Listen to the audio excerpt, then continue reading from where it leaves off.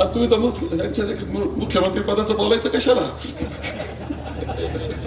पहिलं आघाडीचं सरकार येणार आहे, आमचा कोणीही मुख्यमंत्री झाला तर मला चालतो बरं का, काही अडचण नाही.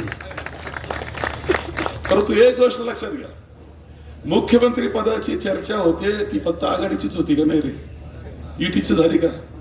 त्यांनी विरोधी पक्ष नेते पदाची चर्चा करावी. हे तुम्हाला सांगतो. मग आघाडीचं जर सरकार येणार आहे, आघाडी जर काम करणार आहे, जयंत पाटलांना आम्हाला जर काम करावं लागणार आहे, तर तिथं काम करणाऱ्यामध्ये आमदार म्हणून पृथ्वीराज पाटील आम्हाला पाहिजे.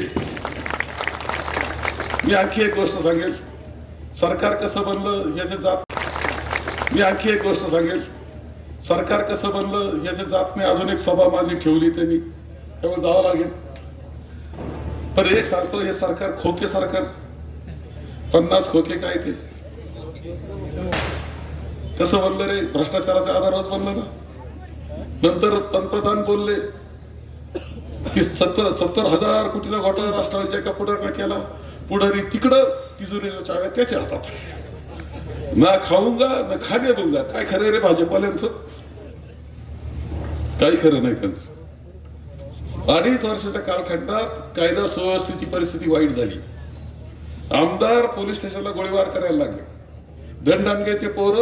खरं या सगळ्या याच्यामध्ये ज्यावेळेस विषय येतो राजकारणाचा, आताच लोकसभेची निवडणूक झाली आणि या निवडणुकीमध्ये काही नाही तरी आपल्या सगळ्यांची मदत विशाल पाटलांना झालेली आहे, त्याला नाकारता येणार नाही. तुमच्या सगळ्यांची मदत झालेली आहे, त्याशिवाय खासदार होऊ शकले नाही.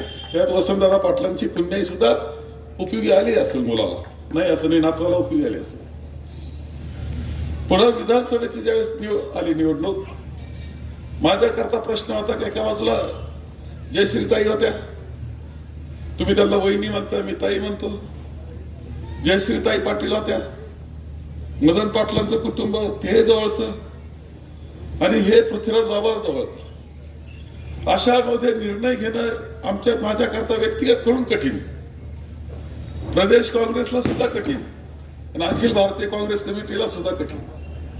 परंतु हा सगळा विचार करीत असताना तुमच्या सगळ्यांचं सहकार्य, आता शिवसेनेवाले बसलेत, क्षमा करा आम्हाला, तुम्ही बसलेले तरी क्षमा करा आम्हाला. सगळ्यांच्या मदतीनं विशाल पाटील तिथे गेले, हे खरं नाकारता येणार नाही, कारण ते तुमच्या सगळ्यांचे आशीर्वाद होते. खासदार झाले, चांगली गोष्ट झाली. आपल्याला काही आता निकारण्यात नाही, ते पुढे त्यांनी जावं, त्यांना शुभेच्छा.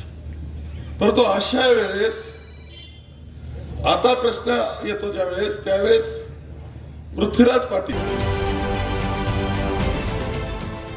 देश विदेशातील प्रत्येक घडामोडींचे लाईव्ह अपडेट मिळवण्यासाठी आता साम टीव्हीच्या सर्व सोशल मीडिया प्लॅटफॉर्मला लाईक, फॉलो आणि सबस्क्राईब करा.